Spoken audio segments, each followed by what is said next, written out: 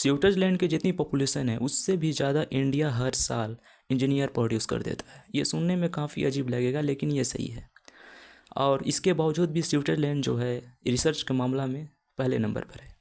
आज की वीडियो में हम डिस्कस करेंगे कि इंडिया एजुकेशन सिस्टम में इतना पीछा क्यों है और क्या हाल है और आगे 10 साल के बाद क्या हाल होने वाला है। तो वीडियो में अंतिम तक बने रहना, कुछ ना कुछ सीख के जाओगे ज़रूर। देखिए, शौक की बात यह है कि इंडिया के अंदर 83% ऐसे लोग हैं जो एजुकेटेड तो है लेकिन अनएम्प्लॉयड हैं। और ये जो हम सुंदर पिचाई, सत्य नंडेला जैसे बातें करते हैं कि ये अपनी पढ़ाई इंडिया में रह के किए हैं, तो ये बिल्कुल झूठ है। ये आगे जाकर दूसरे देशों में रहकर अपनी पढ़ाई को पूरी किए हैं। अभी बातें बता रहा हूँ, ये ऐसे ही नहीं बता रहा हूँ। इसको समझने के लिए आप लोग को थोड़ा सा पीछे जाना पड़ेगा। जब हमारे ऊपर ब्रिटिश रूल कर रहे थे उस समय ईस्ट इंडिया कंपनी के पास दो ऑप्शंस थे, एक इंडिया के साथ कम्युनिकेशन करना तथा दूसरा फाइंड आउट करना वर्कर।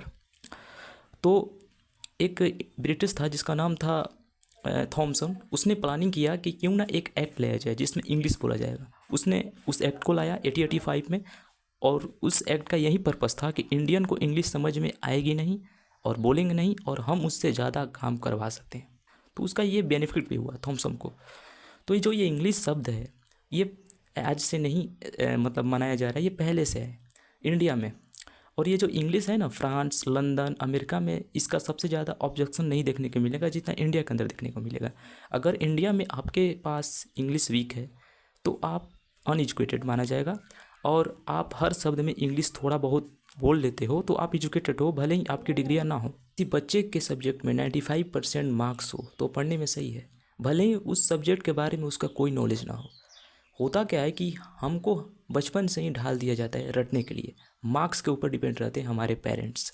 तो हम भी क्या करते हैं कि अपने क्रिएटिविटी को अलग रखकर लग जाते हैं मार्क्स लाने के लिए। अब बचपन से हमें पढ़ाया क्या जाता है a+b का होल स्क्वायर, जो आई थिंक रियलिटी लाइफ में इसका कोई ज़रूरत नहीं है। होता होगा लेकिन मुझे तो यही लगता है।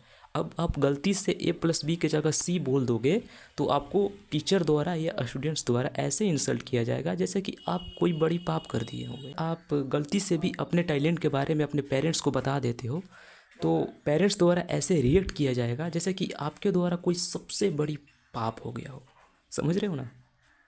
तो बहुत कुछ चेंज करने की ज़रूरत है हमारे देश में, हमारे देश के माइंडसेट में, खासकर हमारे देश में कौन सा राज्य, बिहार। मैं भी बिहार से ही होता हूँ। आप लोग का वीडियो ये कैसा लगा कमेंट करके ज़रूर बताना। अगला टॉपिक मेरा क्या रहने वाला है मैं ये डिस्क्रिप्शन में ज़रूर बताऊँगा। तो thank you all of you.